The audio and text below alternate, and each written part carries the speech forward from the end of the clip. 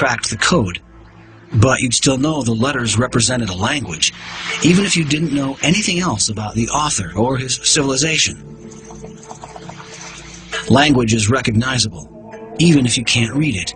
Take Morse code. It has three basic parts: dots, dashes, and spaces. These three simple parts are combined to represent letters.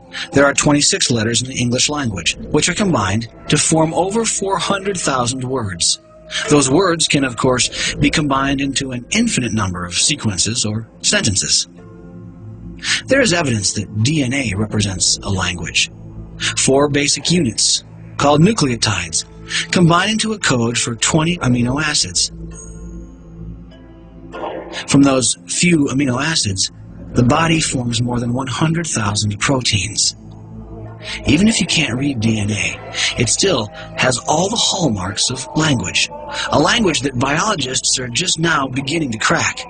Every tiny cell in our body is packed with 3 feet of DNA, 3 billion nucleotides.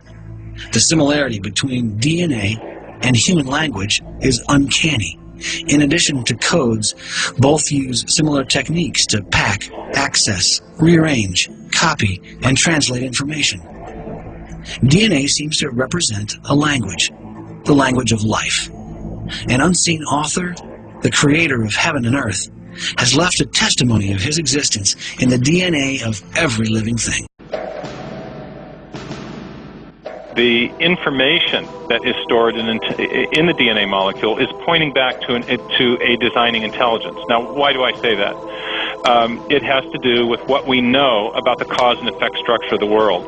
Our local hero in Seattle, Bill Gates, says that DNA is like a software program, only much more complex than any we've ever created. And that's a very suggestive remark, because we know that programs always come from programmers. And in fact, we know generally that information, whether it's in a computer program or a hieroglyphic inscription or in a headline in a newspaper or a block of text in a book,